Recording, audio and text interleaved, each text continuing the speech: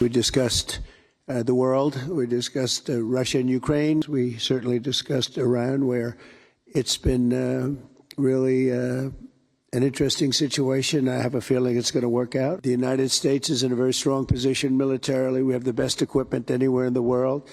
You're buying a lot of that equipment, actually, and I think we're going to see some of it in action. The Middle East is really being talked about all over the world, and we're having a lot to do with it. We're helping a lot. Okay, that was President Trump on his push to create peace and prosperity in the Middle East.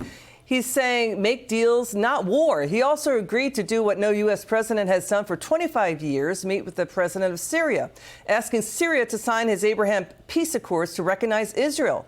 That would stop Hamas in Gaza. Plus, he's working on a peace deal between Russia and Ukraine. He may fly to join negotiations in Turkey. He also is pushing to get a new nuclear deal with Iran. Joining us now from Senate Budget, Senator Pete Ricketts. Senator, it's great to see you again. Senator, so we heard the news. You were the one who spearheaded a letter signed by the majority of GOP senators urging President Trump to follow through on his plan to dismantle Iran's nuclear capabilities. Can you please tell us more about that? Yeah, absolutely. We know that President Trump is a deal maker, and he's looking to get a deal with Iran.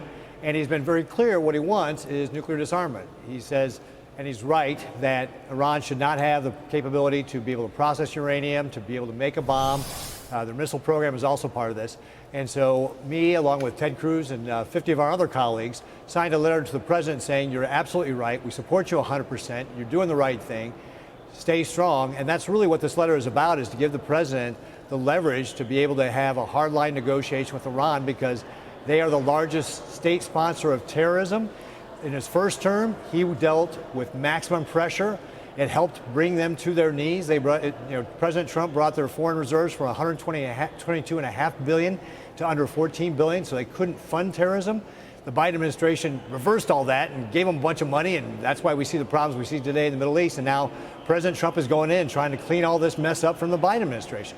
Yeah, so there's that, too. You know, we should point out President Trump's approval rating just jumped to 44% of the new Reuters Ipsos poll.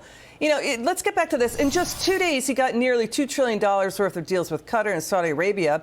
After just 5 months in office, it looks like more than $7 trillion in promised investments in the U.S. This is really interesting, Senator. What do you make of big U.S. companies in the Middle East with the president? It's, doing deals. It's like Amazon, NVIDIA, Palantir, Uber, BlackRock, Google. Because, the left has demonized for Trump, he's just a businessman. What do you make of all this? This is exactly what we needed. The last administration, the Biden administration, was the first administration since Jimmy Carter not to sign any sort of trade deal. Donald Trump is hitting the ground running here. He's going to ask for investments. He's taking American companies with him to get the purchases, like in the Boeing example. There's also a development fund, which a Nebraska company, Burlington Capital, is a part of. So in this case, you got a Nebraska company that's participating. And this is not only great for us to be able to have these opportunities, but this is what diplomacy is about, right? Making sure that you're on the ground, talking to folks who want to be our friends, show them that we are a better partner, that we're going to be there to stand against Iran, but also we're a better partner than communist China. This is exactly what we needed to be able to show the rest of the world that America is back. Thank you, Senator Pete Ricketts. Great to see you again.